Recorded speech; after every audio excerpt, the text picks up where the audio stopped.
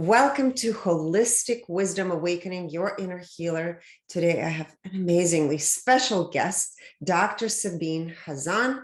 Dr. Sabine Hazan is a physician. She's the CEO of Microbiome and Ventura Clinical Trials. She has over 20 years of experience leading clinical trials for cutting-edge research on various medical issues and has done over 300 clinical trials for pharmaceutical company. Since March of 2020, she has been at the forefront of COVID-19 research, leading ongoing FDA-approved clinical trials for treatment and prophylaxis of hydroxychloroquine, zithromycin, vitamin C, vitamin D, zinc, and ivermectin. And the one thing I didn't know is Dr. Sabine Hazan is the one who originally created and patented the entire combination I just talked about back in March of 2020.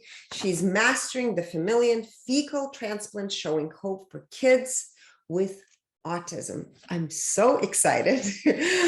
I just think that in the last 2 years, our world has absolutely gone mad by splitting into two camps. Medicine became politicized. I come from background of medicine myself as a clinical pharmacist, board certified in functional medicine. I cannot wait to have this incredible, insightful conversation with somebody who is sticking to the middle. I think we need more people in the middle because there's too much split. So thank you so much for being here today. Thank you. And thank you for having me. It's great. It's an honor. Yeah. So first I want to start with how today's topic, by the way, is Bifidobacter and the survival of species. And I want to start talking about Bifido. And this is not how initially you started, right? Because you initially started with C. diff, the Clostridium.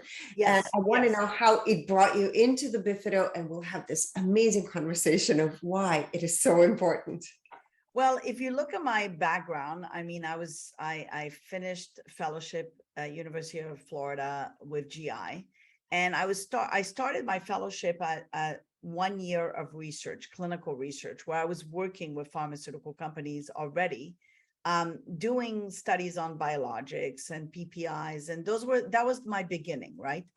And over the years, you know, my field where I was 90% GI and 10% research became 90% research and 10% GI, mostly because I wasn't satisfied of my field in GI, where we were just scoping and putting patients on medications after medications. And I wanted a cure for these Crohn's patients, right? I was, you know, in a way, I didn't want to keep seeing them for the medications refills. I wanted them to have a life and a quality of life. And I felt like I needed to step in more into the clinical trial route if I was going to help these kids better than just writing the prescriptions. And when I went into the clinical trials, I started noticing, well, we're giving antibiotics for everything. And then we went from antibiotics with everything to biologics for everything. And pharmaceutical companies are copycatters, right? They're like, one company is doing PPI, proton pump inhibitors, another one is doing it, another one. And so now we have like 5 different PPIs on the market, or we have 5 different kinds of biologics, right? So we're in the biologic world right now, where, you know, Crohn's disease, Parkinson's, I mean, not Parkinson's, but Crohn's disease, psoriasis, psoriasis, arthritis, you know, are all being treated with these biologics, right? And I don't think people understand what biologics are, because I'm in the clinical trial world. I get to see, you know, and I've done over 300 clinical trials. So I get to see these protocols. I get to see the investigator brochure. I get to see the compounds, which is basically allows me to give patients an informed consent, right? And really what started for me was C. diff, because C. diff was the bug that I was always doing clinical trials. My colleagues like Dr. Neil Stolman was doing fecal transplant, playing with poop and putting it in a patient and improving that patient. And I kept doing clinical trials because it was just cleaner. And I was just following a recipe by the pharmaceutical company, essentially, to just put my patient on the protocol and follow the protocol. When clinical trials were not working for patients with C. diff, I had to resort to fecal transplant. And that's when, you know, I always remember I called Neil was a long time ago. And I remember, first of all, Neil and I go back to, he was senior fellowship than I was. He was like my senior, and I was, a newbie in the fellowship. And he was like, oh my God, this guy is almost going to be an attending, right? And he saw me at a poster one time where I was presenting data on visceral hyperalgesia. And he said, come with me, let's go see the posters. And he showed me a poster and he said, see this, the future is in sh.t. And I said, please don't get me into that field, because I went into GI, but I like my colons clean. Please don't get me into this field. They call me Gucci girl in the lab, because if my colons were not pristine, I would be sorry, the prep is inadequate, go back, right? Well, I've gotten over this now. So I remember years and years ago, I called him and I said, I have this doctor, he's not improving, he has C. diff, clinical trials not working, all the medications that are available are not working, he's dying.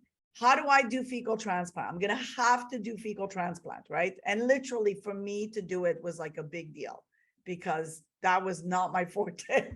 That was not my, I come from a sterile environment, right? The fact that I'm playing with this now is just, I've learned that the sterile environment is not necessarily the right thing, and probably explained some of my allergies as a child. So anyways, he said, figure it out. So I started reading all the data from Dr. Barodi, his protocols, and then I figured it out. And lo and behold, I did it on one of my patients who was a physician, and he improved. His colon went from, this ugly, inflamed colon to beautiful, normal colon, and his symptoms disappeared.